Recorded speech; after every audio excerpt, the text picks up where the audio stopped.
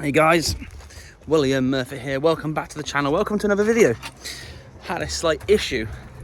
Hopefully it can be easily rectified and be back to motoring happiness once again. So we went on a holiday recently and we took the Kuga, and whilst out I had a couple of error messages pop up on the dashboard. Hopefully they're still there and I can show you exactly what they were. And then we can hopefully try and work out how to rectify it, because I'm not convinced I know how. I'm going to need a diagnostic scanner, not for this car, but we're going to need a diagnostic scanner, and I'm hoping that the garage up the road can come to my rescue. So let's have a look in the car, see what the fault is, and see if it replicates it. It has been parked up for a day, so there's a chance it might fix itself. But let's see what happens. Okay, so we're in the Kuga. The fault itself is start the car, turn everything off so you can hear. I've got the ABS light on, which isn't great. Let's see. When I go to move away,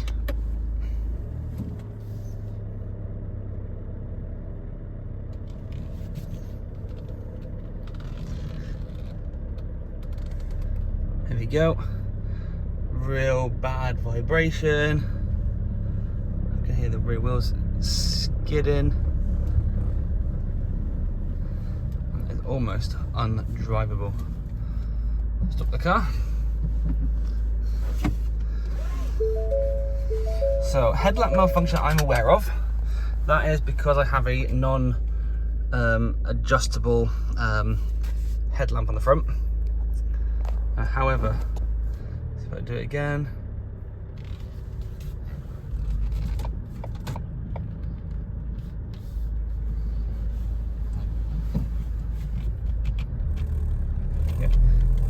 I'm in first gear and I can barely move. The back wheel seems to be skidding. Let's get into reverse.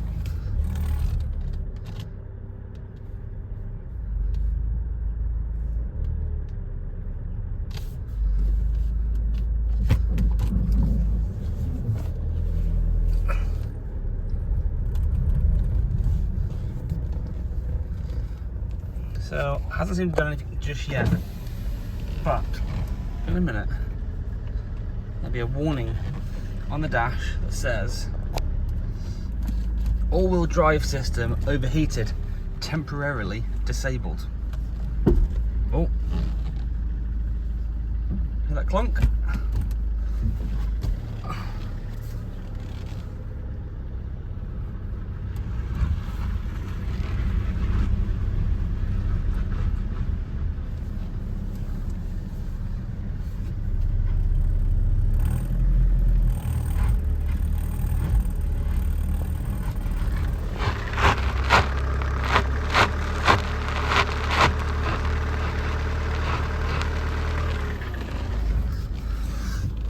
Come on, little car.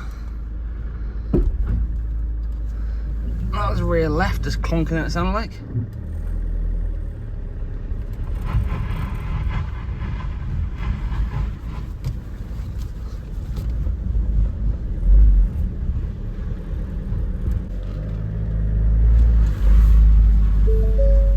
Okay, here we go. So, all these error messages start to come up. Hill assist not available, which is like as you're going up a hill. Active city stop not available.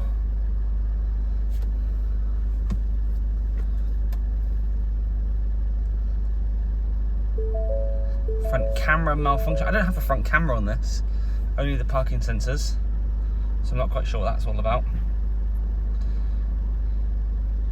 anymore. So the parking one is still currently working. So let's keep driving and see if we can work out what this fault is, or try and replicate it.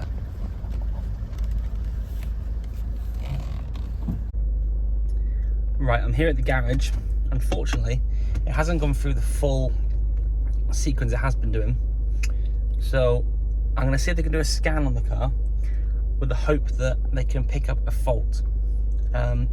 If not, I might have to go for a drive, come back once the car's in that current mode, then do another scan and see what they say. I'll have a chat with the guys at PSS and hopefully can get an answer.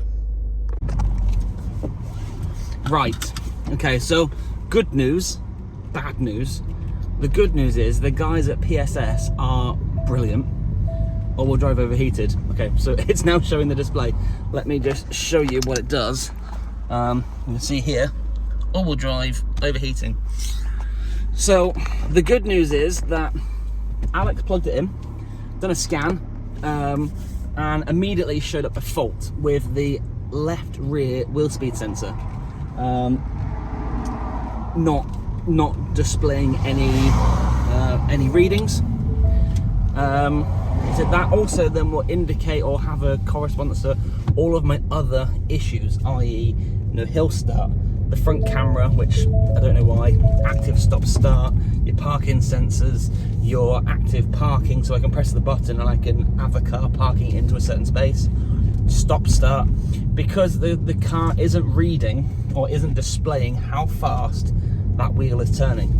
So we did a scan, immediately comes a left hand rear wheel speed sensor. We then done a further test to check, so we did a with the diagnostics, left hand and right hand rear sensor, plugged it in obviously, reversed the vehicle back, and with the vehicle reversing backwards, the right hand side was showing a speed, the left hand side was showing 0. So I'm going to get home now, order a wheel speed sensor, which hopefully will be here tomorrow, get it fitted, and hopefully that will resolve all of my issues and my worries about potentially not getting this car home from a holiday, although I am home now. I'm praying and fingers crossed that that is going to be the fix, and then I owe those guys a beer, that's for sure. If you're in the North Wales area, just outside of Holywell, there is a garage called PSS Autocentre, formerly Penguin Speed Shop, and these guys know what they're doing. They're brilliant. Used them for MOTs and stuff previously, and I will 100% recommend them and use them again going forward. So let's get home and get the parts ordered, and fingers crossed we can box this job off tomorrow. If I can get one this evening, tonight.